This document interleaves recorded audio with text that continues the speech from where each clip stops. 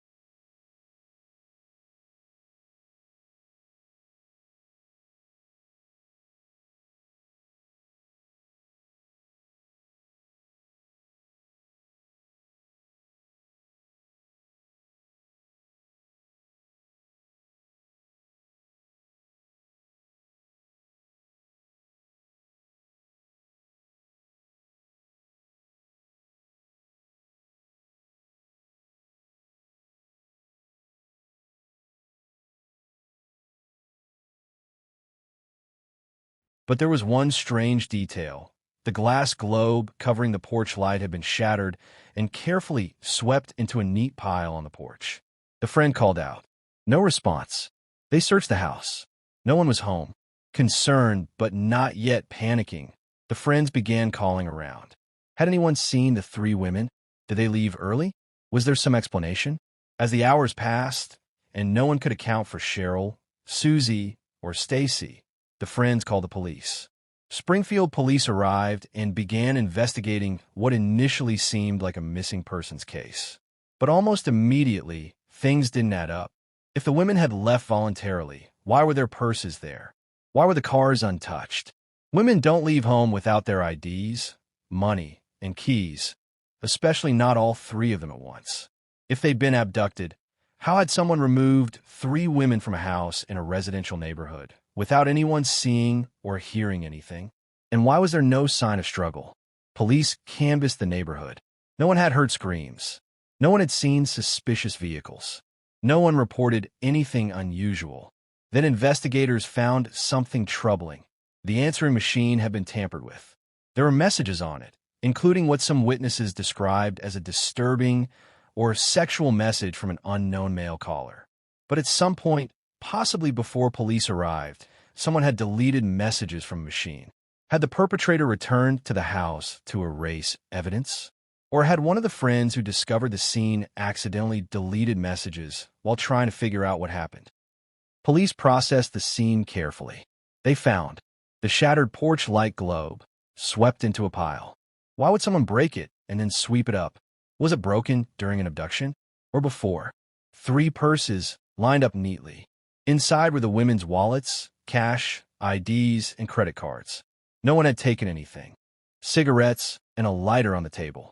Cheryl was a smoker. She wouldn't have left without them. The beds. Cheryl's bed appeared slept in.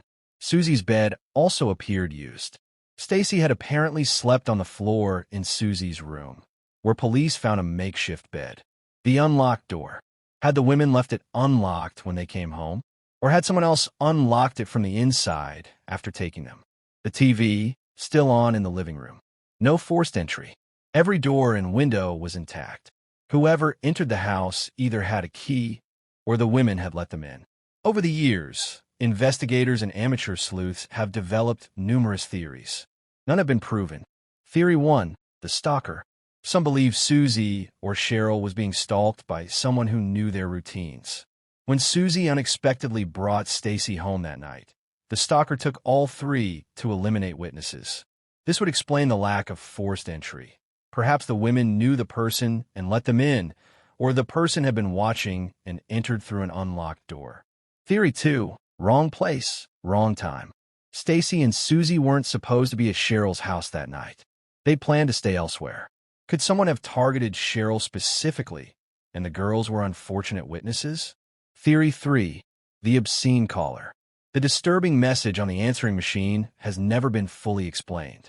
Could the caller have escalated from phone harassment to abduction? Did he know where Cheryl lived? Theory 4. Organized crime.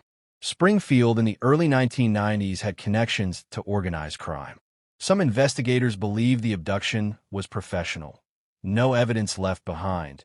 3 people removed efficiently. But what would be the motive? Theory 5. The civil engineer. One controversial theory emerged years later. A civil engineer claimed that during construction of a hospital parking garage in Springfield, completed shortly after the disappearances, he noticed suspicious activity. He believes the women's bodies may have been buried in concrete under the garage. Ground-penetrating radar has shown anomalies, but the hospital has refused to allow excavation, citing cost and disruption. Over 33 years, police have investigated numerous persons of interest. Robert Craig Cox, a convicted kidnapper and murderer, made cryptic statements about the case while in prison.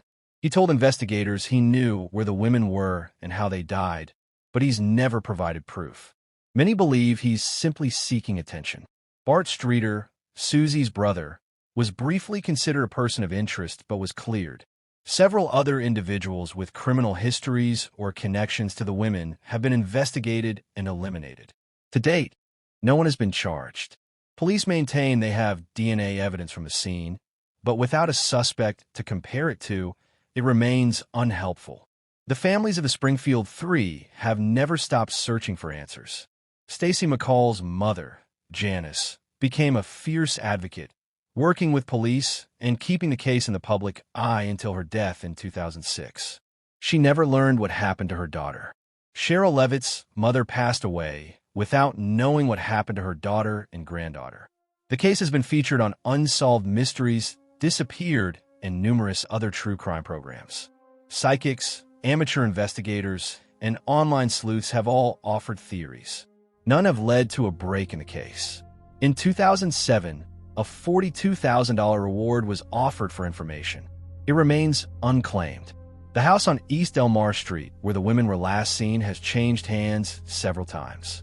New owners report no paranormal activity, just the weight of history. The Springfield Three case haunts everyone who studies it because of what wasn't there. No screams in the night. No signs of struggle. No weaknesses. No bodies. No arrests. Just 3 women who existed one moment and vanished the next, leaving behind a house full of their belongings and a community full of questions. What happened between 2:15 a.m. when Stacy called her mother and 8 a.m. when friends discovered they were gone? How do you make 3 people disappear from a residential neighborhood without anyone seeing or hearing anything? Who would have reason to target a hairstylist, a recent high school graduate, and her best friend? And perhaps the most painful question for the families: where are they? The Springfield Three case represents one of the most complete disappearances in American criminal history. No bodies, no crime scene, no clear motive, just absence. Somewhere, someone knows what happened that night in June 1992. Perhaps they were involved. Perhaps they saw something they didn't think was important at the time. Perhaps they kept a secret for 33 years. If you have any information about the disappearance of Cheryl Levitt, Susie Streeter, or Stacy McCall, the Springfield Police Department asks that you come forward. It's never too late to do the right thing. What do you think happened to the Springfield Three? Share your theories respectfully in the comments. And if you want more unsolved mysteries, subscribe to Dark Vault Stories. New cases every Tuesday and Friday.